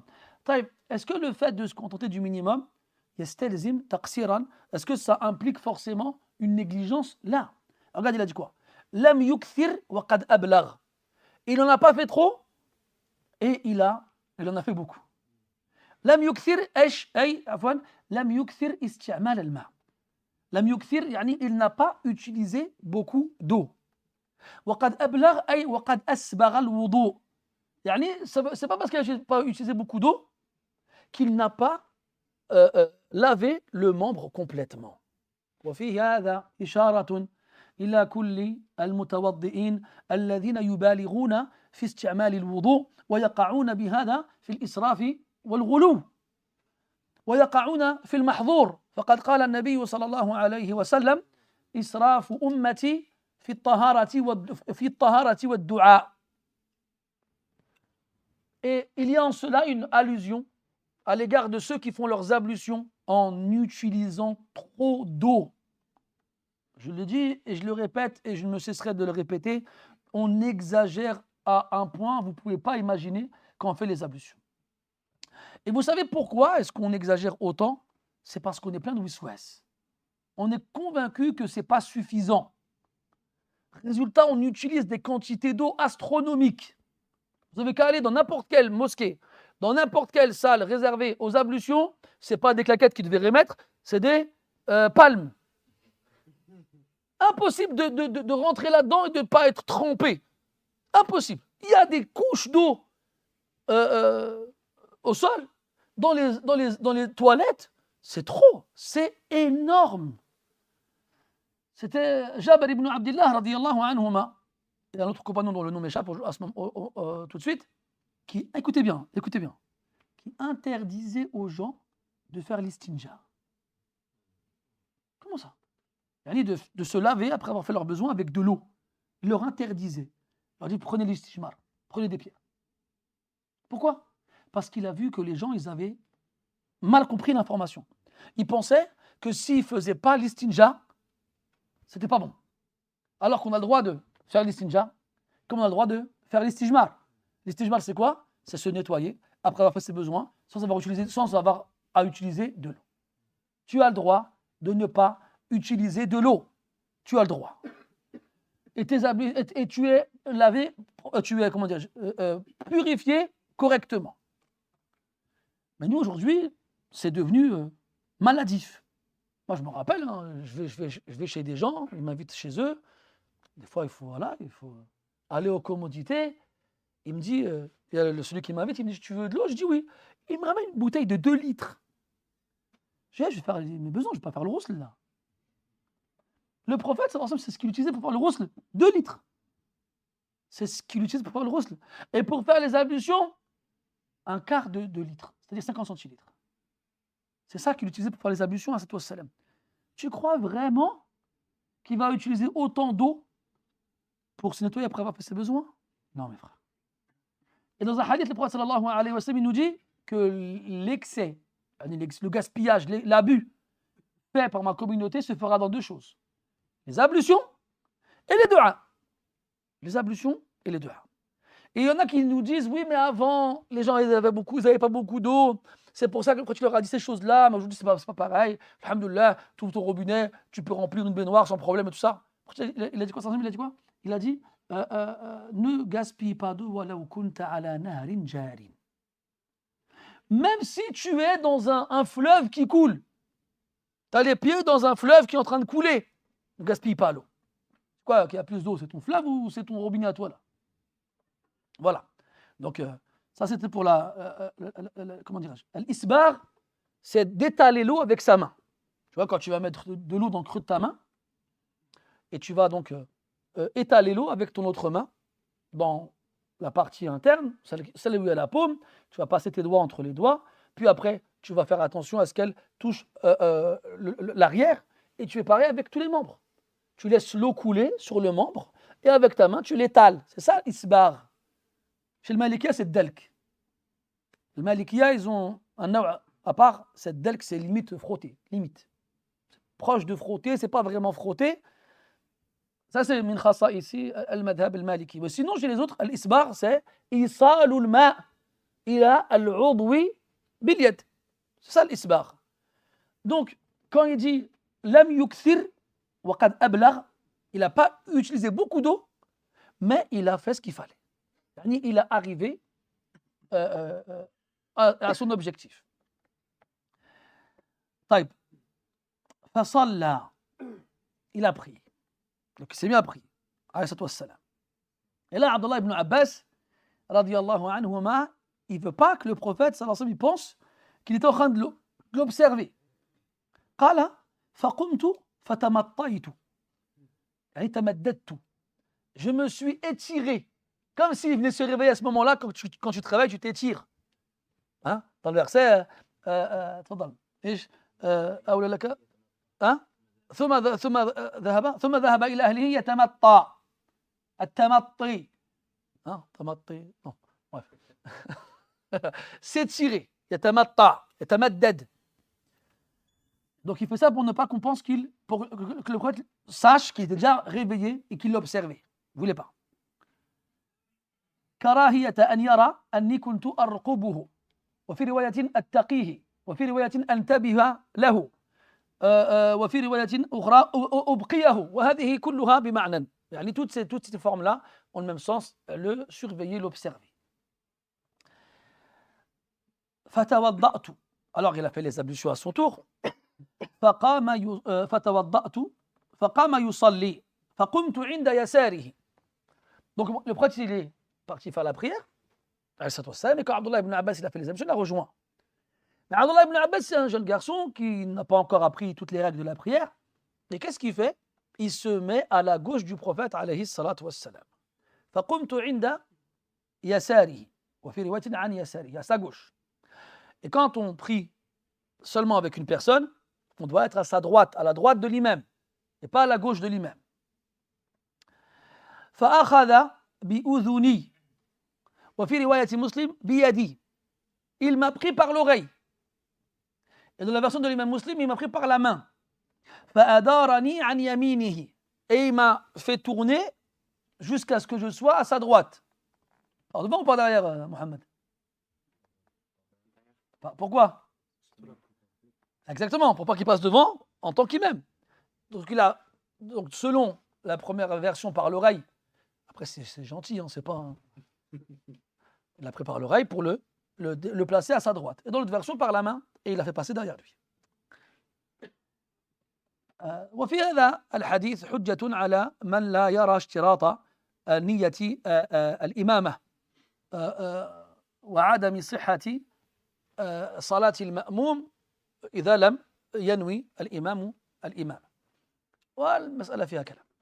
Et il y a dans ce hadith-là un dalil chez ceux qui voient ce n'est pas une obligation, une condition pour l'imam d'avoir l'intention d'être imam avant de commencer la prière. Chez l'imam Ahmed, le mashhour, c'est une condition. Tu as vu des fois, mathalan, c'est la prière, elle est finie. La prière, elle est finie. Quand tu arrives à la mosquée, la prière, elle est finie. Khlas. Moi, tu te mets au fond et tu commences à prier tout seul. À ce moment-là, tu as la niyyah d'être un fadh. Le fadh, le munfarid, celui qui prie tout seul. Il y a quelqu'un qui te voit prier au fond, qu'est-ce qu'il fait? Il se met à côté de toi, il dit Allahu Akbar. Mais toi, à ce moment-là, est-ce que tu as eu la niyyah d'être imam avant de commencer la prière? Non. Donc chez les ulama, il y a deux avis. Il y a un avis comme quoi tu peux changer d'intention pendant la prière dans le statut et passer de munfarid à imam. C'est-à-dire de passer de celui qui prie tout seul à imam qui va diriger la prière d'un autre. Et il y a un autre avis qui dit non, tu ne peux pas. Tu ne peux pas changer d'intention pendant la prière. Donc à ce moment-là, je ne peux pas passer de prière solitaire à imam. Et donc à ce moment-là, je devrais me séparer de lui pour qu'il comprenne qu'il doit prier tout seul. Al-Maqsoud, nous, on n'est pas là pour dire qui a raison, qui a tort. On est là pour apprendre aux gens à respecter la divergence. Donc si toi tu sais que les gens ils suivent le même madhab que toi, et dans ton madhab ces choses-là sont tolérées, prie avec lui la haraj. Si tu ne sais pas, alors il est préférable de ne pas le faire. Aussi, le fait que le prophète alayhi salatu wassalam prenne Ibn Abbas radiyallahu anhu par l'oreille ou par la main prouve يدل على جواز الحركة اليسيرة أثناء الصلاة وأنها لا تبطلها. Et ça indique aussi qu'il est permis de bouger légèrement dans la prière et que ce léger mouvement ne va pas l'annuler. لأن العلماء يقسمون أفعال الصلاة إلى أقسام. Parce que les savants, ils divisent les actions accomplies pendant la prière en différentes catégories. Ce qui est légiféré, ce qui est toléré, et ce qu'on appelle du abath. C'est quoi l'abath? C'est ma la fa'idata wara'a. C'est un mouvement dans lequel il n'y a aucun intérêt. On fait la différence, مثلا, ça me gratte. Et cette démangeaison m'empêche de me concentrer. Alors là, je vais me gratter. Est-ce qu'il est légiféré de se gratter pendant la prière? Non. Voilà que là, comme j'ai un besoin, je vais avoir le droit de bouger pour ce besoin-là. Taïb, je suis en train de faire la prière et je me demande quelle heure il est. Je regarde ma montre. Ce mouvement-là, il y a un besoin? Est-ce que j'ai besoin de savoir quelle heure il est? Je n'ai pas besoin de savoir quelle heure il est. Donc là, c'est ce qu'on appelle un abath. Est-ce que la présence du abath annule la prière directement? Là, sinon, peu d'entre nous auraient des prières valides.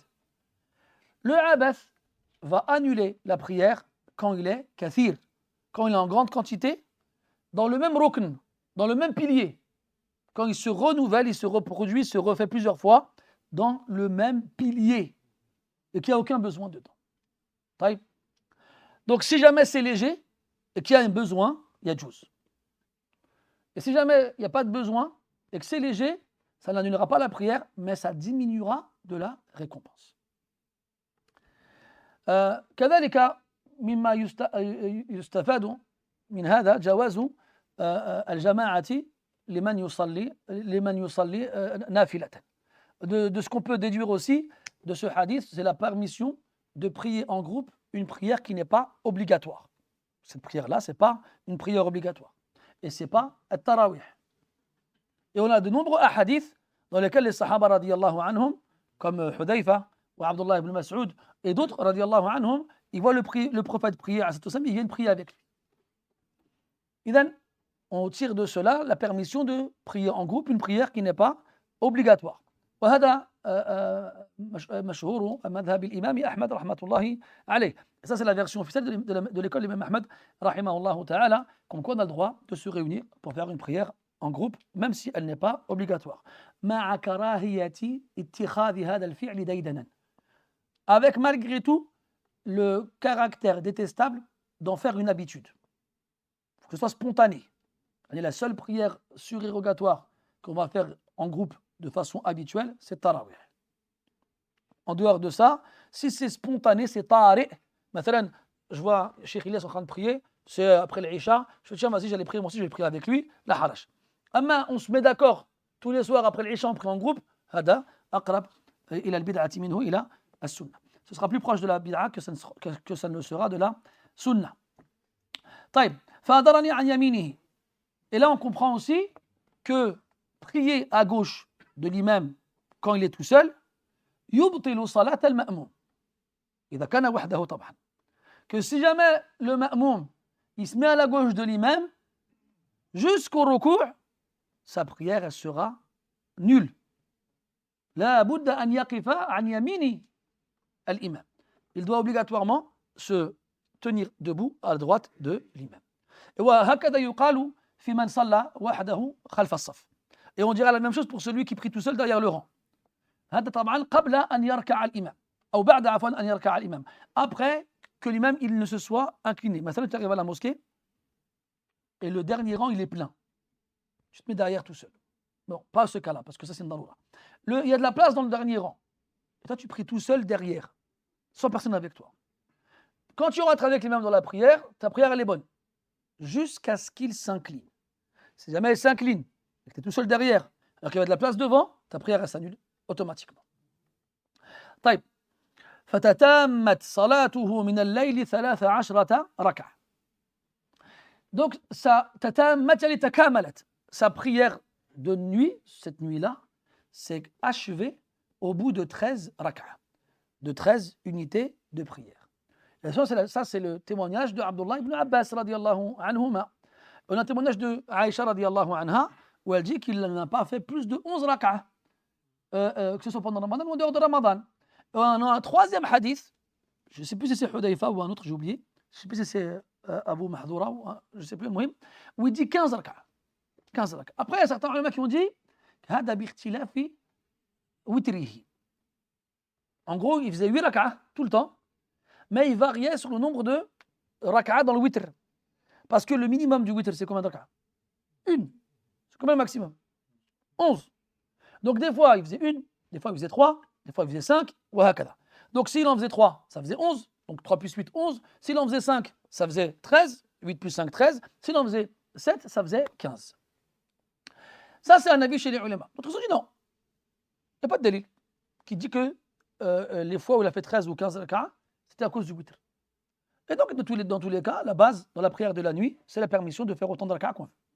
Il y a un homme qui a demandé au prophète, Kayfa salatul layl, comment la prière de la nuit se fait? قال تصلي مثنى مثنى فإذا خشيت الصبح فأوتر. Il a dit, tu pries deux par deux. Tu fais 2 unités, 2 unités, 2 unités. Et quand tu crains que ce soit l'heure de subh, alors tu fais le witr. وهذا هو ما عليه جماهير السلف إن لم ينعقد على ذلك الإجماع. وقد شذ من قال ببدعية الازدياد أو الزيادة عن 11 ركعة. ولكل جواد كبوة. Et la grande majorité, pour ne pas dire l'unanimité des pieux prédécesseurs, n'ont aucun problème vis-à-vis du fait d'augmenter le nombre de raka'at dans la prière nocturne. D'ailleurs, dans le hadith de Aïcha de tout à l'heure, qui est rapporté par Urwa, qui est rapporté par l'imam Malik, d'après Zuhri, d'après Urwa, d'après Aïcha. Et elle nous dit qu'il n'a pas fait plus de 11 raka'at pendant Ramadan ou en dehors de Ramadan. Et l'imam Malik, il rapporte le hadith et il faisait une quarantaine de raka'at pendant Tarawih pendant Ramadan. Donc il rapporte le hadith de Aïcha, il l'applique pas. Oh. On sait comment l'imam Malik, il était à cheval sur l'application des textes. Ce qui prouve qu'il n'a pas compris qu'on n'avait pas le droit d'en faire plus que 11. Et d'ailleurs, je vous invite à retourner dans les ouvrages comme Al-Mourni ou bien Fath al-Bari. Non, je ne vous invite pas à retourner à ces ouvrages-là. Après, on en discutera. Et Al-Muhim, et dans ces ouvrages-là, on a et même dans le Musannafayn de Abd al-Razaq et d'Ibn Abi Shayba, d'autres de ces ouvrages-là, on a un grand nombre de témoignages des salafs sur les raka'at qu'ils faisaient la nuit pendant Tarawih. Le nombre de raka'at qu'ils faisaient pendant Tarawih. Et c'était tous au-delà de 11. Et c'est même arrivé à l'époque de Omar radiyallahu anhu. Au départ, ils en faisaient 16 ils en faisaient 16 sans le witr. Et après, ils sont passés à 20 plus les 3 de le witr, ça faisait 23. 23. Pourquoi? Parce que c'était tellement long que les gens n'y tenaient pas. Alors la sunna chez les salafs, c'est le même Shafi'i qui disait, c'est qu'on augmente, on diminue la quantité de lecture dans chaque rak'a et on compense en rajoutant des rak'a. C'est ça qu'ils faisaient les salafs. Soit tu fais 8 longues, soit tu augmentes, tu diminues la lecture et tu augmentes le nombre de rak'a. C'est ça que les salafs ils faisaient, rahimahum. Et il n'y a aucune divergence chez eux et personne n'est venu dire que celui qui en fait plus de 11, il a fait une innovation. Chez les salafs. Après, si certains savants ils sont venus après et ils ont prétendu cela, il n'y a aucun doute sur le fait que cet avis il est marginal et il est incorrect. Et après, tous les savants restent des humains, quelle que soit leur science et leur comment dirais-je, leur fadl, leur mérite et leur vertu, ils ne sont pas à l'abri de faire des erreurs. Alors, il a fait 13 unités de prière. Puis il s'est allongé. Après avoir fait ces 13 rak'at. Il a dormi jusqu'à respirer lourdement. Nafakha en arabe, ça veut dire souffler. Et il a dormi jusqu'à ce que sa respiration s'alourdisse, devienne lourde. Et qu'elle devienne audible, qu'on puisse l'entendre. غطى أو شخر منهم من يقول ذلك وعدم استعمال هذه اللفظة أولى لعدم وجودها في الروايات الكثيرة. Est-ce qu'on peut dire ronfler? Là. Parce que certains shurrah, ils ont dit al-ghatit ou bien al-tashkhir, ronflement. Là. Parce que ce mot existe chez les Arabes de l'époque. On a même un compagnon qui s'appelle Abdullah ibn Shikhir, c'est pas pour rien. Al-Muhim, mais ce n'est pas un terme qui a été cité dans les nombreuses versions du hadith. Donc c'est mieux de ne pas l'utiliser. Al-Muhim, il a eu une respiration lourde qui indique quoi? أنه استغرق في النوم. qui indique qu'il s'est endormi profondément. Ça, c'est pour toi, pour moi. ولكن النبي صلى الله عليه وسلم ليس كغيره من الناس. Mais le prophète n'est pas comme nous. Il a dit dans le hadith de l'Wisal, il a dit إيش أنا لست كهيئتكم. Je ne suis pas comme vous. Mais à quel niveau il n'est pas comme nous ici dans le Naum, c'est quoi?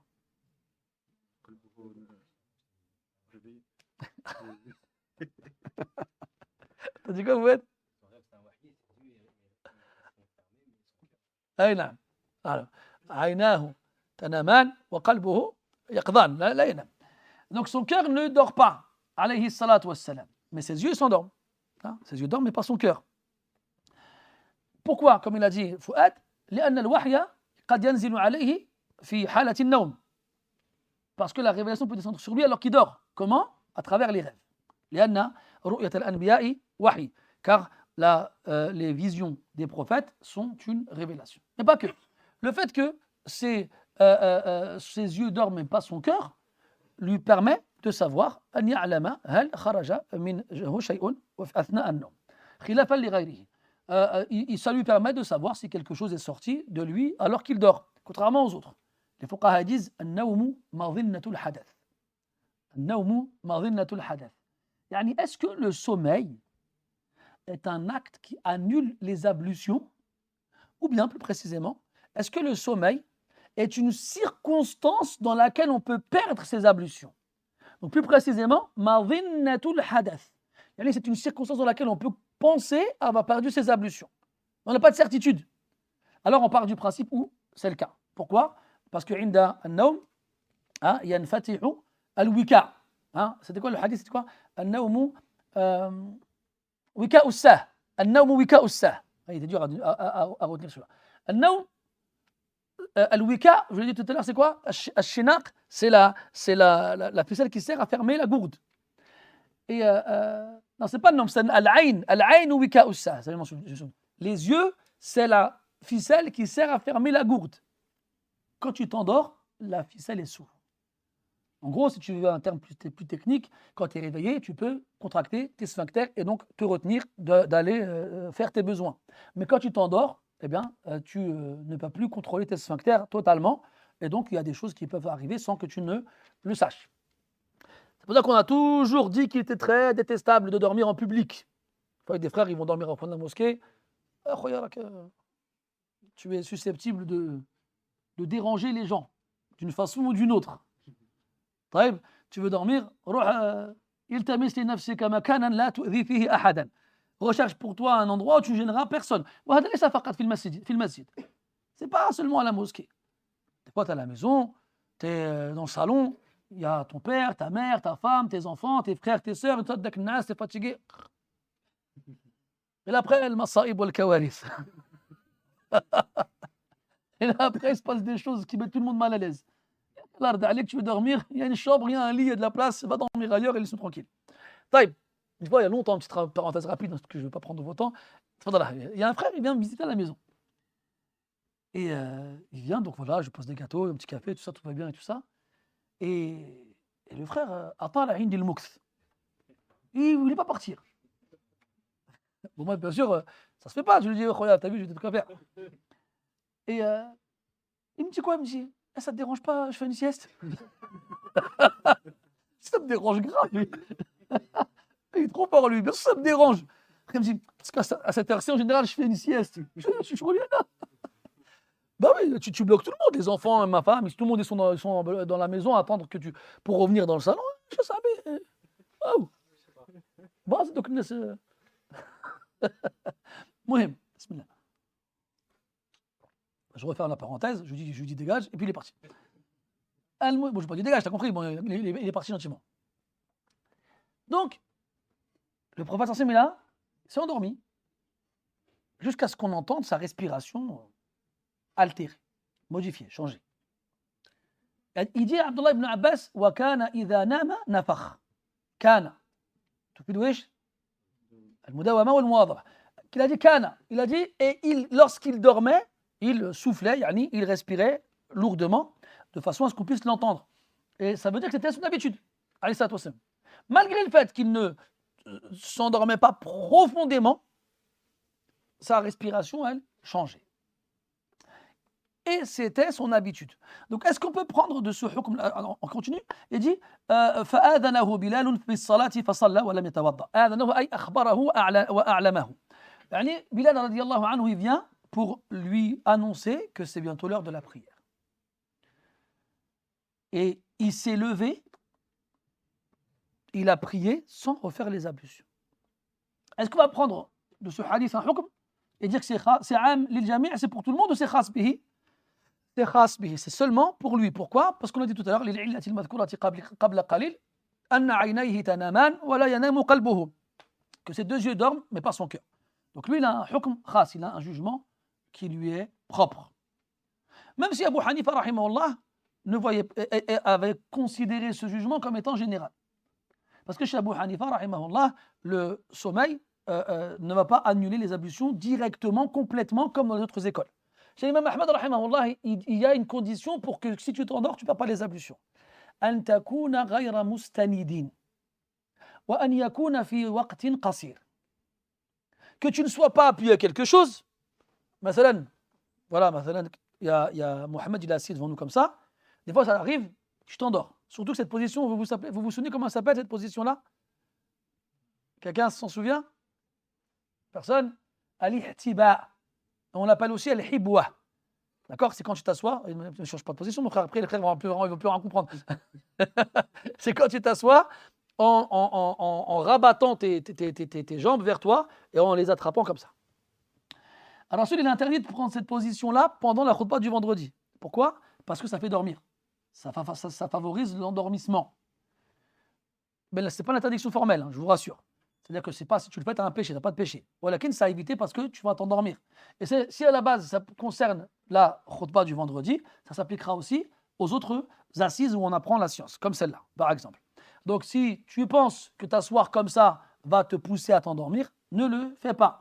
Si maintenant, alhamdoulilah, tu es en forme, tu as fait un jogging avant de venir, tu as mangé des oranges et tu as la pêche, il n'y a pas de problème. Mais maintenant, imaginons que quelqu'un s'endort vraiment comme ça. Est-ce qu'on va dire directement à partir du moment où on s'est endormi, ses ablutions sont perdues? Non. Parce qu'il n'est adossé à rien. Si par contre, vous avez le petit truc là, comme Mohamed dit là, le tapis qui a un dossier et qui s'appuie dessus et qui s'endort, il a perdu les ablutions. Ou bien contre un mur ou une chaise ou n'importe quoi, il a perdu les ablutions. Ou s'il n'a rien, mais il reste comme ça un certain temps, il a perdu les ablutions. Donc il y a deux choses. Ne pas être appuyé quelque part ou contre quelque chose et que ça ne dure pas trop longtemps. In qala qa'il, ma al-mudda. C'est quoi la durée? Al-urf. On revient ici aux us. Comment les gens se mettent d'accord pour dire que c'était trop longtemps, tu t'es endormi. Une fois, on faisait la prière, pendant Ramadan, on faisait qiyam, et en sujet de quelqu'un qui s'est endormi, il a ronflé. Mais un vrai...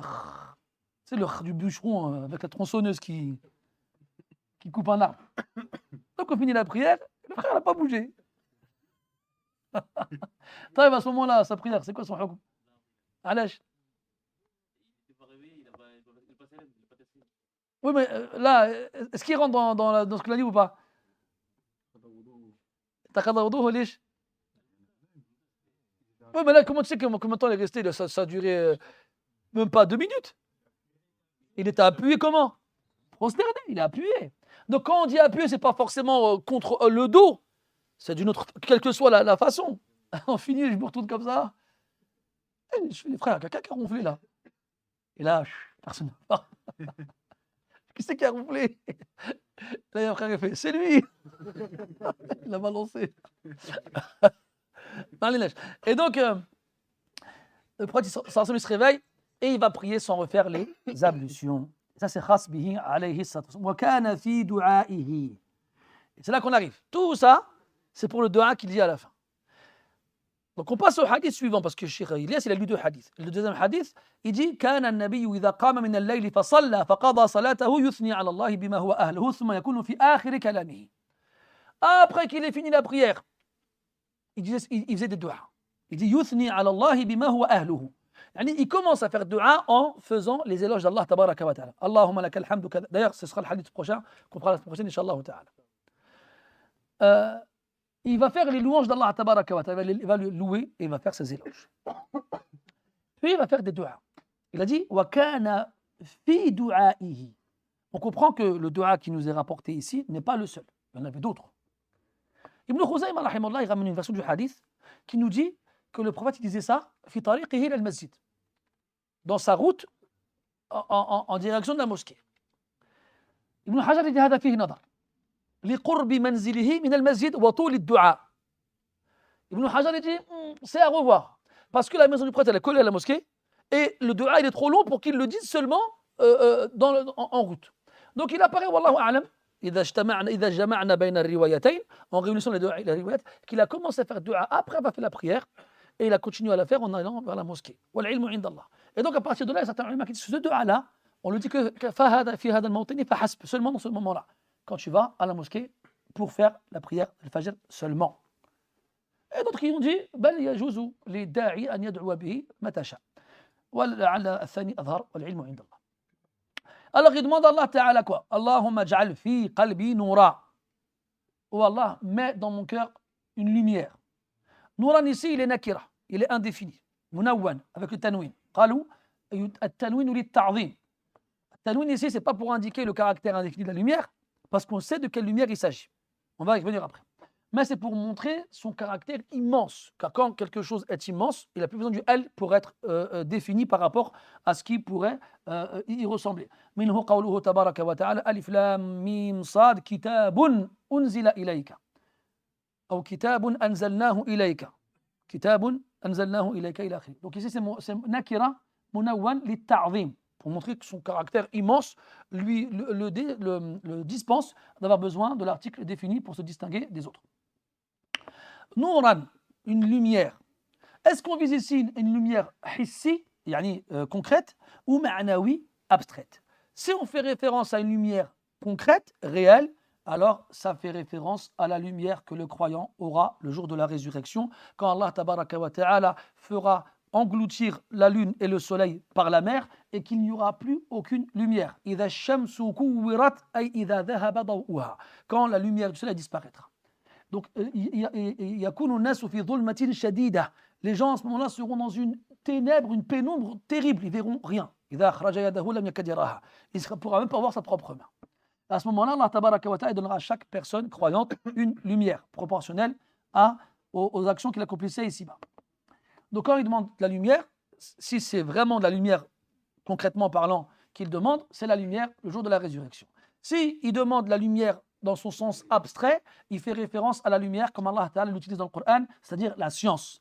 Allah dit subhanahu wa ta'ala أَوَمَنْ كَانَ مَيْتًا فَأَحْيَيْنَاهُ وَجَعَلْنَا لَهُ نُورًا يَمْشِي بِهِ فِي النَّاسِ أو كقوله تبارك وتعالى في سورة الزمر أفمن شرح الله صدره للإسلام فهو على نور من ربه. Donc le nour dans ces deux versets-là que je vous ai cités dans beaucoup d'autres fait référence à la science, car la science est une lumière. Le prophète dit sallallahu alayhi wa sallam dans un hadith في صحته ما قال العلم نور والجهل غار. La lumière est la science est une lumière,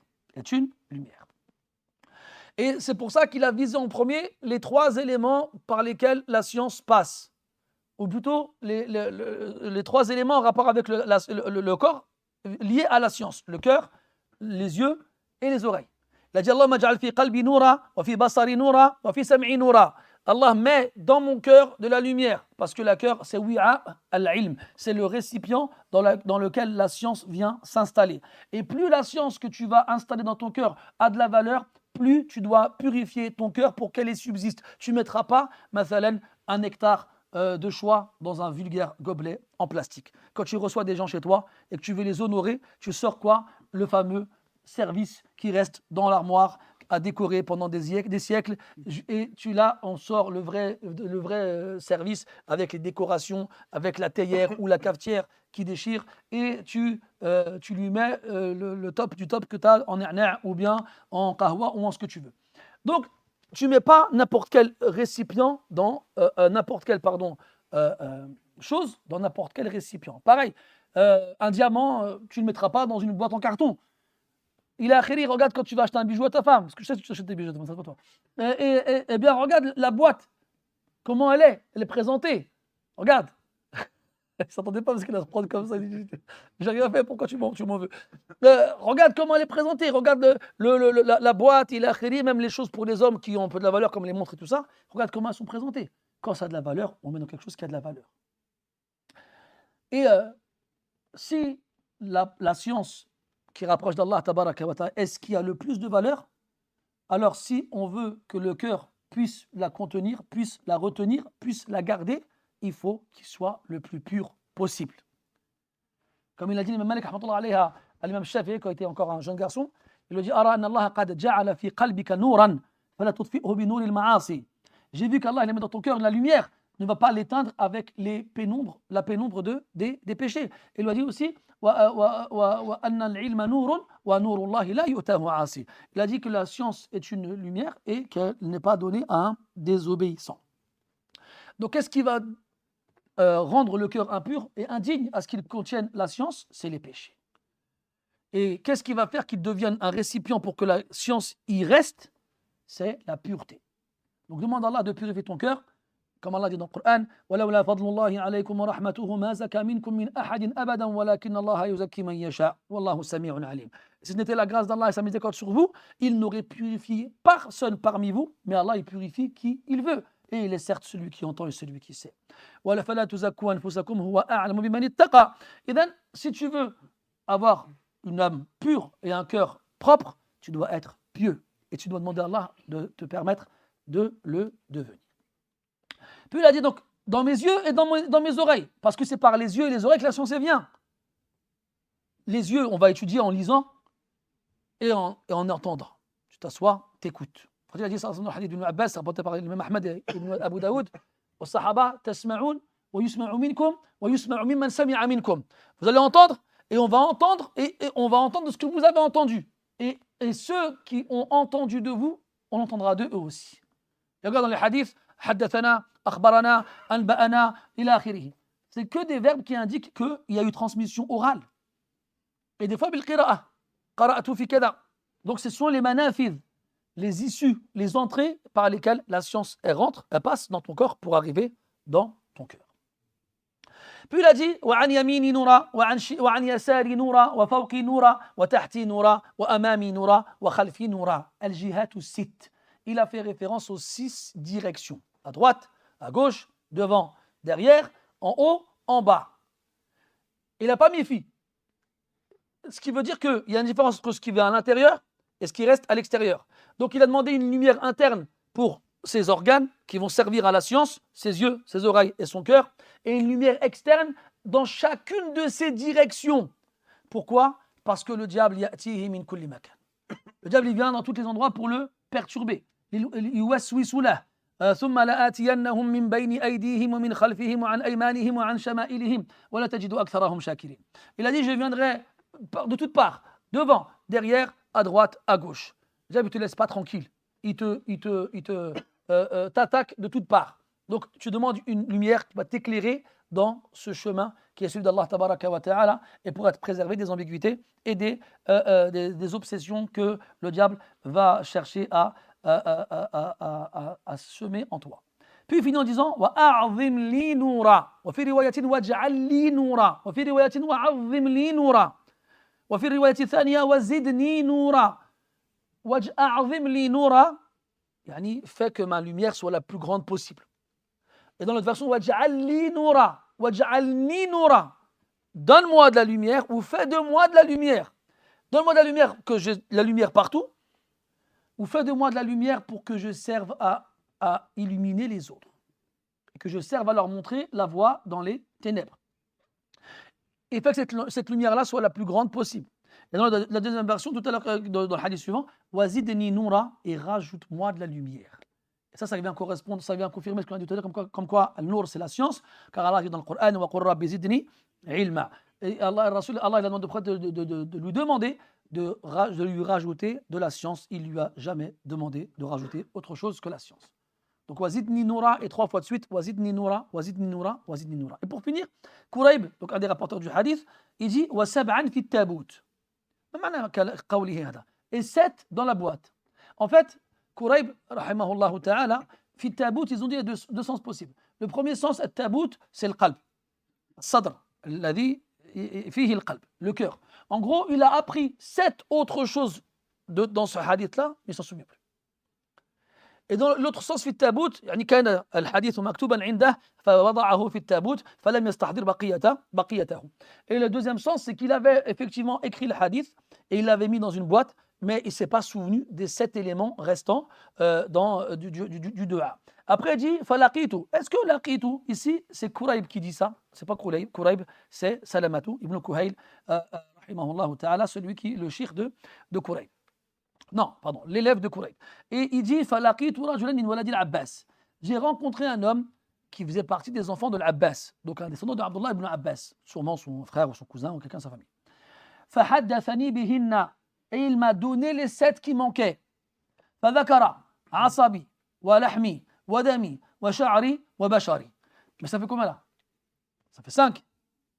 Il en manque 2. Wa dhakara khaslatayn. Donc malgré le fait qu'il ait trouvé quelqu'un qui lui a parlé des éléments manquants, il en restait toujours 2 dont il ne se souvenait plus. Al-asab, c'est les nerfs. Je pense qu'ici, on sait c'est quoi. Wa lahmi, ma chair.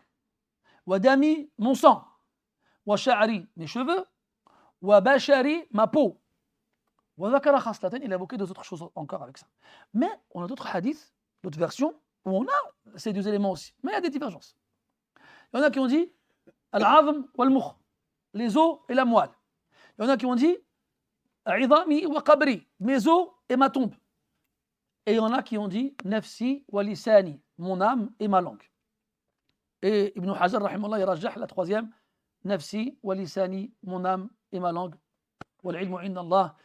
Wa nas'alu Allah subhanahu wa ta'ala an yaj'ala fi qulubina nura wa fi absarina nura wa fi asma'ina nura وعن أيماننا نورا وعن شمائلنا نورا ومن بين أيدينا نورا ومن خلفنا نورا ومن فوق وأن يجعل لنا نورا وفي ألسنتنا نورا وفي قبورنا نورا يا نور السماوات والأرض سبحانك اللهم وبحمدك نشهد أن لا إله إلا أنت نستغفرك ونتوب إليك وصلى الله على نبينا محمد وعلى آله وصحبه وسلم والحمد لله رب العالمين وبارك الله فيكم.